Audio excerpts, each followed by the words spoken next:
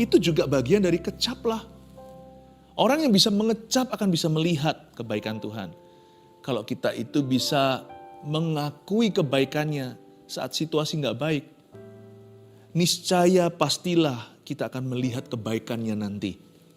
Tapi orang yang menggerutu dan mengelulu, bunuh diri. Nggak perlu setan membunuh. Dia bisa hancurkan diri sendiri. Orang yang ngomel saja, marah dan kecewa, kepahitan, kata-katanya menjatuhkan. Orang itu sendiri yang jatuh. Jangan-jangan kita jadi bangsa Israel yang gak bisa masuk ke tanah Kanaan karena Tuhan berkata, begini pengakuanmu, ya sudahlah, terjadilah sesuai dengan yang kau mau. Harusnya mereka bisa masuk ke tanah perjanjian, tapi hanya Yosua dan Kaleb saja, karena sisanya semuanya tidak percaya. Mereka semuanya berkata-kata yang pesimis. Mereka semua menista Allah dengan kalimat-kalimat yang disengaja. Hatimu boleh pedih, mulutmu harus tetap manis. Kecaplah dan lihatlah kebaikan Tuhan. Ini bukan berarti pura-pura. Lidah itu adalah setirnya nakoda. Lidah itulah nakodanya. Kalau hati kita lagi pahit, menusuk-nusuk, dungu seperti hewan, tapi kita tetap berada di dekatnya, biarkan lidah bibirmu itu membawamu masuk ke hadirat Allah. Bukanlah sebaliknya lidah bibir kita menyesatkan kita jauh dari Tuhan dan jatuh ke tangan setan. Janganlah hujat Tuhan. Ketika Ayub dicobai seberat-beratnya, dia tidak menghujat. Kecaplah dan lihatlah itu berarti kita sengaja dengan iman mengakui kebaikan Tuhan. Meskipun situasi kita nggak baik, karakter Yesus tidak berubah, Tuhan Yesus tidak berubah. Kasih dan kuasanya dahulu, sekarang, sampai selama-lamanya. Peduli amat kita lagi ngalami up atau kita ngalami down, kita lagi ada di bukit atau di lembah. Tuhan Allah kita hakikatnya tidak berubah. Mau kita ragu atau percaya, Tuhan adalah Tuhan. Tapi kalau kita percaya, kita diuntungkan. Kalau kita ragu, kita jadi musuh. Kita jadi musuhnya Tuhan Yesus. Jikalau kita tidak percaya, kita tidak akan masuk ke dalam istirahat yang Tuhan janjikan.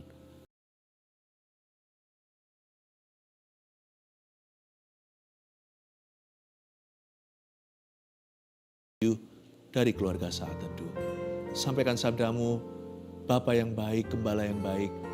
Beritakan apa yang ada di dalam isi hati Tuhan. Berikan hambamu kemampuan untuk menyampaikan. Tutup bungkus dengan darah Yesus. Sembunyikan di balik salibmu selalu. Dalam nama Yesus, amin. Puji Tuhan, praise the Lord. Ambil Alkitab dan catatan. Kita belajar satu kalimat ini. Allah itu baik. God is good all the time. All the time, God is good. Ayo kita mulai dulu dengan mengisi kalimat ya. Kalau saya berhenti, Anda yang ucapkan. Sekalipun saya nggak bisa dengarkan dengan telinga jasmani, tapi dengan telinga hati dan iman saya bisa dengarkan Anda dalam hadirat Tuhan. God is good all the time. Ya, all the time, God is good. Allah itu baik. Yang percaya katakan amin. Buka bersama dengan saya di Mazmur 34, ayat 9-11 pembacaan kita. Saya bacakan, kecaplah dan lihatlah betapa baiknya Tuhan itu. Berbahagialah orang yang berlindung padanya. Takut akan Tuhan, takutlah akan Tuhan, hai orang-orangnya yang kudus. Sebab tidak berkekurangan orang yang takut akan Dia. Singa-singa muda merana kelaparan, tetapi orang-orang yang mencari Tuhan tidak kekurangan sesuatu pun yang baik. Ayat 9 dimulai dengan kecaplah dan lihatlah betapa baiknya Tuhan itu. Ini kecaplah ya, bukan kecap. Berarti dilarang testing-testing untuk coba-coba. Ini kecap manis atau asin. Kecaplah di sini artinya nggak boleh sampling maksud saya. Nggak boleh sampling, nggak boleh coba-coba maksud saya. Tapi tasting boleh. Taste and see that the Lord is good dalam bahasa Inggrisnya. Kita tasting itu berarti kita bukan mencoba, tapi kita menikmati rasanya. Kebaikan Tuhan itu seperti fine dining sorgawi. Bedanya kalau kita makan banyak-banyak, kita makannya terburu-buru apalagi sampai jatuh-jatuh, memang enak sih, memang lezat. Apalagi kalau perut lapar. Nah setelah kita beraktivitas berat, lalu kita dihidangkan di depan makanan yang enak-enak, kita mau segera santap. Itu satu cara untuk makan dan menikmati hidangan. Tetapi tentunya kita nggak pelan-pelan merasakan bahwa makanan itu sebenarnya ada asin, manis, ada asamnya, enak sekali. Tapi pokoknya mau keburu-buru buat perut kenyang. Itu bukanlah kecaplah. Kecaplah itu bukan makan lamban, tapi dirasakan satu persatu, setiap flavor, setiap rasanya. Asinnya lebih asin, manisnya lebih manis, asamnya lebih asam, pahitnya pun indah. Kecaplah dan lihatlah betapa baiknya Tuhan itu. Kalau kita telusuri satu persatu, kebaikan Tuhan itu 1001 rasa. Melalui segala musim kehidupan kita nggak bisa sangkali kalau kita mau jujur hati. God is good, not sometimes. Allah itu baik bukan kadang-kadang, bahkan juga bukan seringkali. Allah itu baik setiap kali. God is good all the time. Kecaplah dan lihatlah betapa baiknya Tuhan itu. Tapi seringkali kita jatuh dalam pencobaan untuk merasakan yang belum kita punya. Kita iri hati lalu mengeluh sama Tuhan. Kok aku belum punya ini, aku belum punya itu. Atau yang kita rasakan hanyalah yang buruk-buruk saja, yang gak enak. Lalu kita salahkan Tuhan, padahal memang itu sudah menjadi bagian fakta realita hidup di dalam dunia yang jatuh dalam dosa. Jangan salahkan Tuhan, jangan salahkan orang lain. Dunia ini jatuh dalam dosa karena Adam dan Hawa, juga karena kita. Kita sama dengan Adam, kita juga jatuh di dalam dosa. Jadi sudahlah, terimalah fakta realita bahwa hidup ini banyak derita. Tapi nggak perlu dirasa-rasa, penderitaan pun sudah kerasa. Yang perlu kita rasakan adalah kebaikan Tuhan. Kecaplah dan lihatlah itu berarti juga akuilah dengan mulutmu. Pengakuan iman, God is good. Kalau kita nggak punya lagi alasan untuk memuji, kan sudah ada lagu yang jadi, tinggal nyanyi. Waktu hati saya berat, saya nyanyikan lagu, mungkin lirik ke satu, masuk ke refnya atau ke chorus, ulang lagi kedua, ketiga, saya belum rasa apa-apa. Tapi kalau saya terus meresapi hadirat Allah, 10-15 menit kemudian, terasa seperti hati saya mulai melayang. Itu bukan fly ya, itu bukan feeling melulu atau perasaan belaka. Sungguh-sungguh hati kita tuh diangkat masuk ke hadirat Allah. Gak jarang waktu hati saya berat, ketika saya letih lesu dan berbeban berat, bisa jadi di kilometer tertentu dalam hadirat itu, di menit keberapa itu saya burst into tears. Langsung menangis sejadi-jadinya. Bukan karena saya cengeng, tapi karena saya terjamah. Kecaplah dan lihatlah itu berarti kita sengaja kiblatnya itu ke arah kebaikan Tuhan. Jangan kita itu hitung susahnya. Kita akui kebaikannya. Kalau nggak bisa lagi kreatif, ngomong sejujurnya Tuhan, aku terima kasih karena itu, aku terima kasih karena ini. Nyanyikan aja lagu yang sudah ada. Kalau kita sendiri nggak kuat nyanyi, setel aja lagu itu di depan kita. Kita itu dibacem dalam hadiratnya. Basking atau mandilah, bathing di dalam kebaikan Tuhan. Bermandilah, tenggelamlah, basahilah hatimu dengan pengakuan akan kebaikannya. Akui terus kebaikan Tuhan. Itulah kecaplah dan lihatlah. Kecaplah itu kan pakai lidah. Lidah bukan hanya untuk kita merasakan pahit manis asamnya. Lidah ini juga keluar suara. Lidah ini juga keluar kata-kata. Lidah ini juga keluar kalimat. Kita punya pilihan mau menggerutu atau memuji Tuhan. Mau mengomel atau berterima kasih tanpa peduli situasi. Aku tahu keadaanku gak enak nih, aku sedang di dalam lembah kekelaman. Sekalipun ku berjalan dalam lembah kekelaman. Kita gak menyangkali keadaan. Tak akan gentar ku melangkah, sebab engkau besertaku.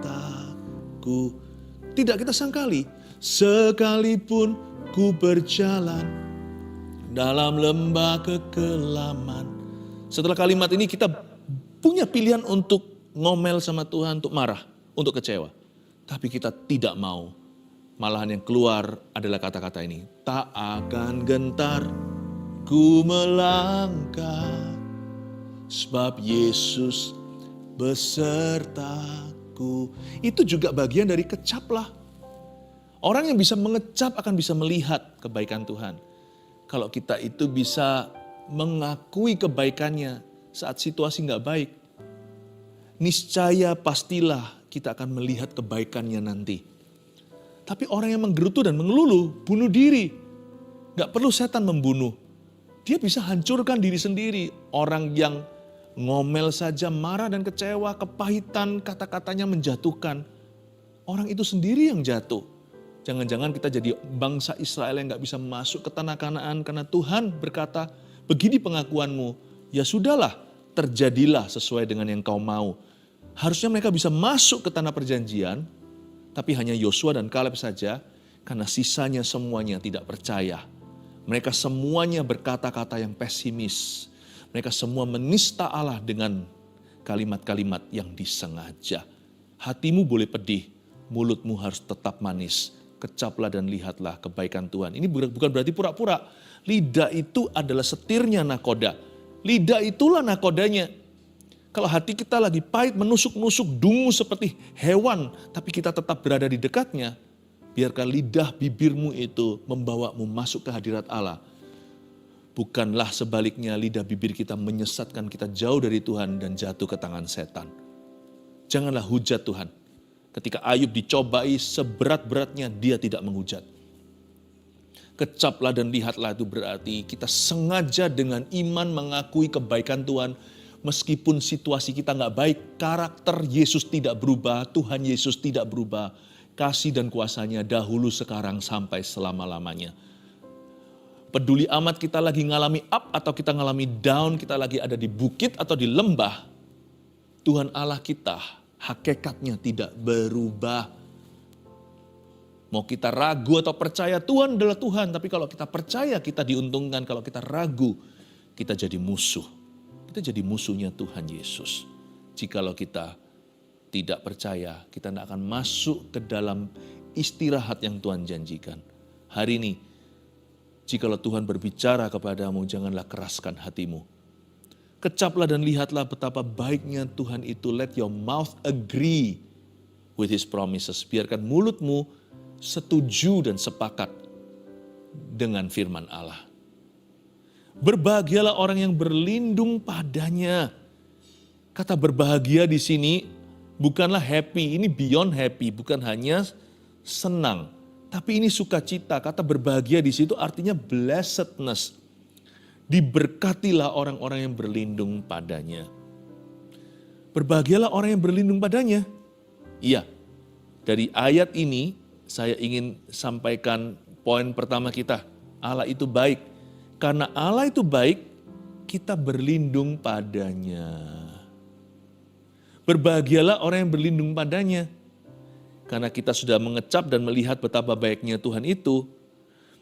Karena Tuhan itu baik. Saya nggak ragu untuk berlindung padanya atau cari perlindungan pada Tuhan. Tuhan itu bukanlah pengacara yang dua muka atau dua sisi. Tuhan bukanlah seorang yang double agent. Ada pertukaran bayangan. Di depan bilang mau bantu, di belakang malah menjual aku. Tuhan nggak begitu. Kalau sama seperti itu, kita harus uji dulu. Orang-orang yang menawarkan bantuan sama kita harus uji dengan doa dan juga lakukan riset kita. Kenali dulu orang itu. Siapa tahu orangnya berjanji membantu, malah ada agenda tersembunyi, ada udang di balik batu.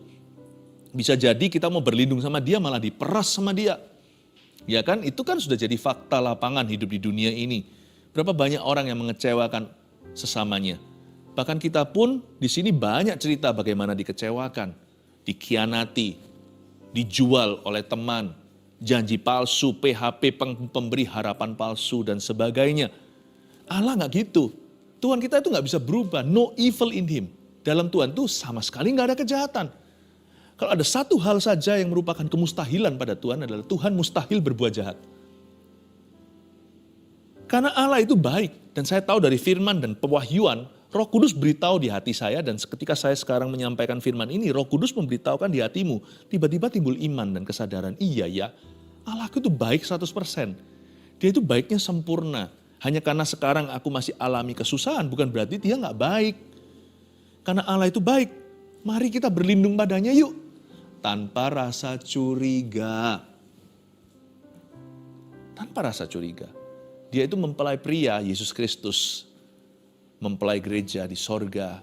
Bukankah nanti disebut sebagai pernikahan anak domba Allah itu bicara tentang gereja Tuhan dan Yesus Kristus. Kita ini punya Tuhan yang gak akan menusuk kita di belakang. Kita tuh punya Tuhan yang gak munafik, yang luar dalam depan belakang sama. Tenanglah, kalau saya sama Tuhan sudah saya aman. Bahkan, even suffering children are safe in your arms. Dalam satu lagu, chorusnya begitu, there is none like you.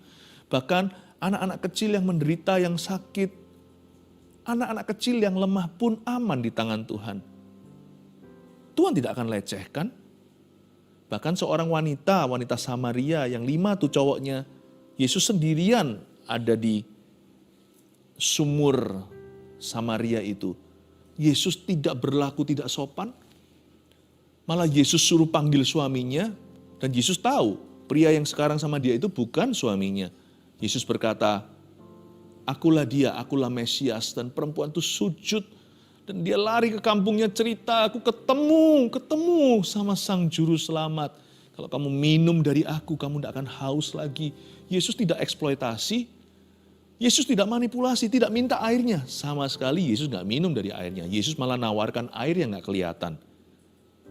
Perempuan itu merasa dihargai, dihormati. Biasanya semua laki selalu ada maunya sama dia. Saya beritahu ya, kalau wanita ini punya 5 cowok, berarti dia pasti cantik. Perempuan ini pasti menggoda. Tapi even perempuan kayak gitu aman di dekat Tuhan. Tuhan kita itu murni, Tuhan kita itu suci. Tuhan kita itu kudus. Anak kecil, wanita, semua aman pada Tuhan. Masa saya nggak bisa percayakan hidup saya? Jikalau Tuhan itu berada di dalam satu ruangan dengan perempuan Samaria itu atau dengan seorang anak kecil. Oh, mereka akan Tuhan lindungi. Tuhan akan mengasihi mereka. Tuhan akan menghargai mereka. Bahkan menghormati apa yang merupakan kebebasan orang itu. Harga diri orang itu. Masa depan orang itu. Perasaan orang itu. Tuhan itu menghargainya. Tahu nggak kita tuh punya Allah yang pribadinya kayak gitu. Makanya itu saya nggak berani serahkan anak saya pada ilah lain kecuali Yesus Kristus. Kalau anak Daud, anak Abraham ribuan tahun kemudian aja dipelihara Israel itu. Sampai sekarang Tuhan lindungi hanya karena punya janji sama kakek buyut mereka. Anakku lebih baik milik Yesus. Hidup saya juga. Karena Allah itu baik, kita bisa berlindung padanya. Kenapa kita ragu-ragu, kenapa kita curiga. Nanti kalau dekat sama Tuhan nanti diambil semua. Nanti kalau saya serahkan bisnis saya pada Tuhan, nanti saya disuruh jadi pendeta atau disuruh jual seluruh harta saya, dikasihkan ke orang miskin. Aduh, curiga itu udah gak musimnya. Itu curiga adalah dosa zamannya Adam dan Hawa, itu di Taman Eden. Udah waktunya kita move on ya, mengenal Tuhan sesungguhnya. Jangan percaya ular yang berbicara ke dalam hati dan benakmu itu. There is no one, tidak ada satupun pribadi, di bumi maupun di sorga, sesudah maupun sebelum ciptaan dunia, dari kekal sampai kekal selamanya, yang bisa dipercaya Yesus Kristus Tuhan kita. Makanya kenapa orang Kristen anak Tuhan harus punya rasa aman? Karena Yesus Tuhannya. Bayangin kalau kita punya Yesus sebagai Tuhan kita nggak bisa punya rasa aman, itu kan keterlaluan. Coba bayangkan kalau bapakmu dan bapakku itu adalah bapak kami yang di dalam sorga, itu kita masih nggak punya rasa aman. Padahal dia sudah berjanji burung pipit di udara dia pelihara. Bunga di padang dia hiasin, makanya kita yang keterlaluan. Bukan Tuhan kurang berjanji, atau Tuhan kurang tepati janji. Hanya karena segala sesuatu belum terjadi sesuai dengan waktumu dan waktuku, semua indah pada waktunya. Doesn't mean, bukan berarti bahwa dia tidak setia. Cuman kita jangan memaksa. Kita harus tahu dulu bahwa kita ini nggak tahu segala sesuatu. Bahkan boleh dikatakan kita manusia itu nggak tahu apa-apa. Makanya kita nggak boleh SKSB.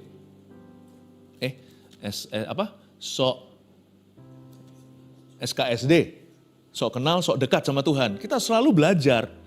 Punya hati seorang murid untuk diajari. Saya juga sama, waktu pun saya ngajar begini, saya pun belajar dulu ya kan. Saya diajari, kita nggak boleh SKSD, nggak boleh sok kenal, nggak boleh sok dekat sama Tuhan.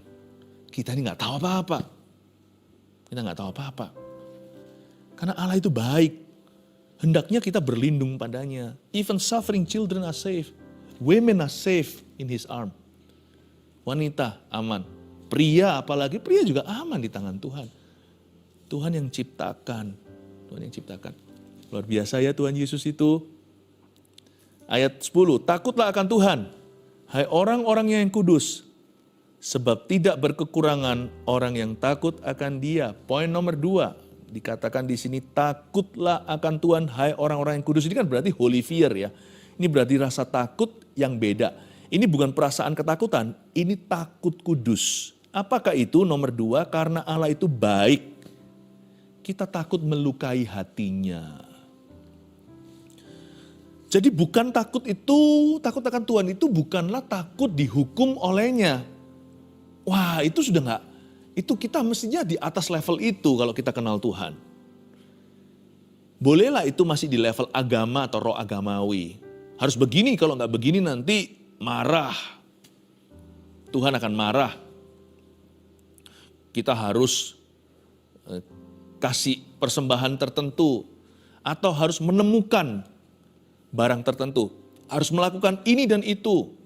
Kita harus maju berapa langkah, pergi ke gunung mana. Jam-jam tertentu, hari-hari yang suci harus dipelihara. Kalau enggak nanti jangan-jangan Tuhannya marah. Saya rasa kekristenan itu bukan begitu. Iman kita itu hubungan soalnya dengan Allah. Hubungan yang dipulihkan lagi lewat tubuh dan darah Yesus. Tirai itu dirobek dari atas ke bawah ketika Golgota berbicara. Lalu antara manusia dan Allah, pemisahnya itu ditiadakan. Karena itu kalau kita takut akan Tuhan itu bukan karena ketakutan akan hukuman. Takut akan Tuhan kita itu berdasarkan kebaikannya. Jadi takut akan Allah yang kita harus alami di hidup ini bukanlah ketakutan dihukum olehnya, tetapi karena Tuhan cinta sama aku kayak begini, aku punya Tuhan se-precious atau seberharga ini, dan karena aku mengasihi Dia, aku terjamah terharu dan aku forever and ever selama-lamanya berterima kasih dan bersyukur kepadanya, aku takut melukai hatinya. Takutlah akan Tuhan, bukan berhenti di kata takutlah. Hai orang-orang yang kudus. Bukan takutlah akan Tuhan, hai orang-orang yang dipenjara. Atau hai para terdakwa. Bukanlah takutlah akan Tuhan, hai orang-orangnya yang bersalah. Tapi takutlah akan Tuhan, hai orang-orangnya yang kudus sudah lepas dari hukuman. Takutlah akan Tuhan, His holy people. Ini holy fear. Ini ketakutan untuk melukai seorang yang kita kasih.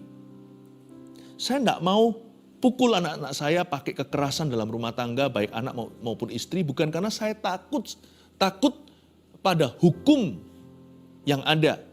Bukan karena saya takut nanti saya akan ditangkap polisi. Bukan karena saya takut akan dipenjara, karena di negara saya ada hukum dan ini adalah di negara saya ada hukum, ada hukuman dari pemerintah. Puji Tuhan, itu semua perlu untuk orang-orang jahat. Supaya mereka ada rasa takut akan Tuhan, mereka takut pada hukum di negeri. Tapi kita yang sudah diangkat Tuhan naik levelnya, bukan lagi takut hukuman, tapi masuk ke hukum kasih. Saya tidak pukul anak-anak saya tidak melakukan kekerasan dalam rumah tangga, bukan karena saya takut semua itu, tapi karena saya cinta, karena saya sayang sama mereka, saya takut melukai mereka.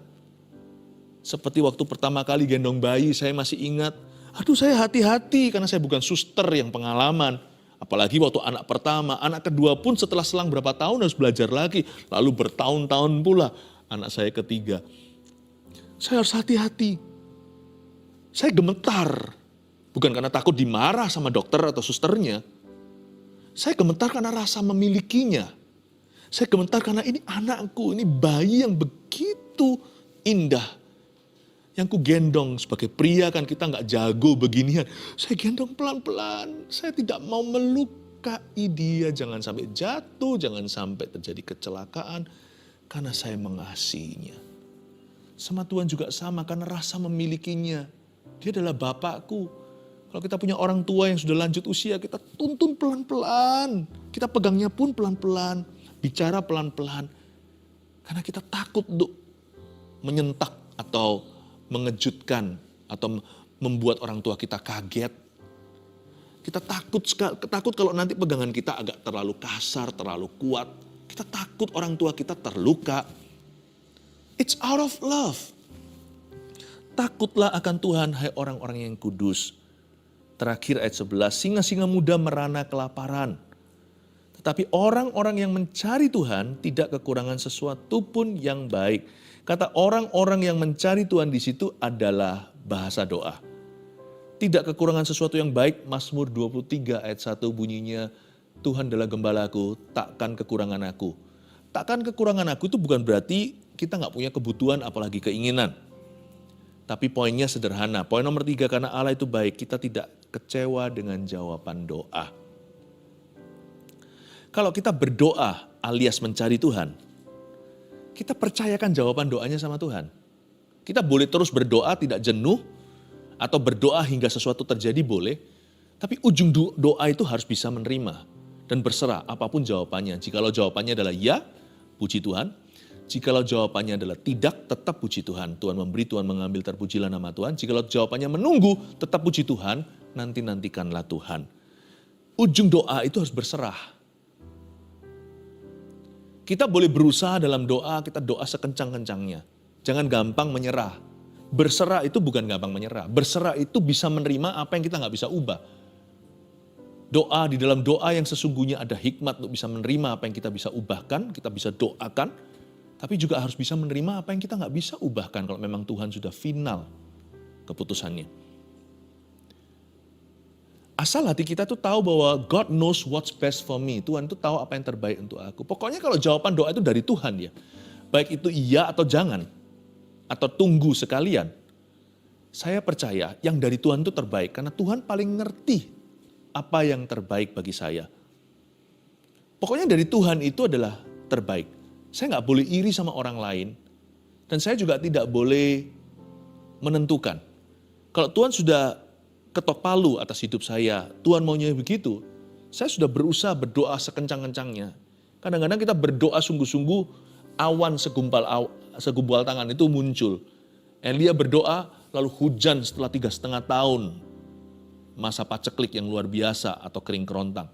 Untung Elia nggak berhenti di angka nomor 3, nomor 5. Dia teruskan 7 kali dia berdoa sampai terjadi sesuatu. Lihat tuh, berserah bukan berarti gampang menyerah. Tapi Daud ketika berdoa untuk anak pertamanya dengan Batsheba, dia seharian gak makan, gak cukur, gak mandi, tabur debu, koyakan baju, sampai semua pegawainya takut kalau dia begini. Sampai besok dia berdoa usahakan ketika anak itu, janin itu dalam kandungan mengalami permasalahan. Dia doa supaya janin itu diselamatkan, lahirnya normal. Setelah dia memaksakan diri demikian rupa, mati anaknya. Semua doanya gak dikabulkan. Pegawainya berkata, waduh celaka nih kalau raja tadi aja anaknya masih sakit, itu janin bermasalah, dia doanya begini. Sekarang kalau sudah mati, siapa berani beritahu sama dia anaknya sudah tiada. Jangan-jangan raja bisa mencelakakan dirinya. Raja bisa lakukan sesuatu yang bodoh dan gegabah. Enggak tuh, Daud langsung mandi, urap wajah, makan. Setelah dia mendapatkan kabar buruk itu, dia berkata, apa boleh buat? Aku sudah berusaha. Kalau Tuhan memutuskan anak itu harus kembali kepadanya, aku hanya bisa menerima keputusan Allah. Semua orang pegawainya garu-garu kepala. Kok bisa gini raja? Hari itu mereka belajar dari seorang nabi. Seorang yang hatinya berkenan pada Tuhan. Dia tahu bahwa imannya sudah sempurna untuk anak itu. Tapi keputusan Tuhan daulat, iman sempurna pun tak bisa ubahkan. Karena Allah itu baik. Daud gak kecewa sama jawaban doa Tuhan. Jawaban doa Tuhan pada saat itu adalah anak itu dicabut nyawanya. Itu kakaknya Salomo. Tahun depannya dapat Salomo. Berkat Tuhan itu yang terbaik, sekalipun berkat itu kadang-kadang terselubung. Jadi jangan sampai kita itu marah. Namun demikian, janganlah kita gampang menyerah. Oleh karena itu saya sarankan apapun jawaban Tuhan, bersyukurlah. Dan juga jangan takut beriman ya. Jangan takut berharap. Dan hati harus divaksin tidak takut kecewa. Saya jadi orang berani minta sama Tuhan. Kerohanian saya itu begini, saya bukan orang yang sungkan pelin-pelan formalitas sama Tuhan Yesus. Kalau saya minta sesuatu, karena saya tahu firman, bukan berarti saya tahu seluruh isi Alkitab dan mahir. Tapi saya itu dibimbing oleh pelita ini. Ini adalah pelita kakiku. Jadi saya nggak mungkin minta sesuatu yang gila. Saya nggak mungkin meminta sesuatu yang salah, enggak. Tapi waktu saya meminta sesuatu ada di dalam batas-batas firman Allah, saya berani loh. Saya orangnya kalau sama Tuhan tuh nggak basa-basi. Saya ngomong apa adanya, Lord I need this, I want this. Saya akan ngomong terus terang. Karena sama Tuhan saya nggak punya rasa sungkan. Karena dia adalah Bapak aku. Kalau nggak minta sama Tuhan, masa minta sama tetangga? Saya nggak takut beriman orangnya. Saya nggak takut berharap secara spesifik sama Tuhan. Tapi ada satu lagi rahasianya. Saya tetap pegang pewahyuan bahwa Allah itu baik. Jadi saya harus selalu ready, 100% harus senantiasa siap apapun jawabannya. Hati saya sudah divaksin anti kecewa. Karena fondasi saya minta itu, percaya dulu Allah itu baik, apapun ujungnya jawaban Tuhan itu yang terbaik, berkatnya tidak pernah salah dalam kehidupan saya. Nggak bisa kecewa. Nggak bisa, nggak pernah, nggak akan kecewa. Kalau kita punya pewahyuan yang benar, Allah itu baik, rohani kita akan kuat, doa kita akan berani, dan hidup kita akan senantiasa stabil sampai Tuhan datang atau sampai kita mati. Allah itu baik, 1, 2, 3 poinnya apa aja? Karena Allah itu baik, kita berlindung padanya. Jangan curiga ya. 2, karena Allah itu baik, kita takut melukai hatinya. 3, karena Allah itu baik, kita tidak kecewa dengan jawaban doa. Saya harap kita semua hari ini diberkati. Mari kita mengangkat tangan kita. Terima kasih Tuhan untuk berkat-Mu hari ini. Kau sungguh-sungguh baik dalam hidup kami. Kami mau mulai hari ini mengakui kebaikan-Mu senantiasa selalu di setiap waktu. God is good all the time. Biarkan kebajikan kemurahan mengikuti jemaat saat teduh. Berkat Allah Bapa, Putra, dan Roh Kudus. Dalam nama Yesus, haleluya. Amin.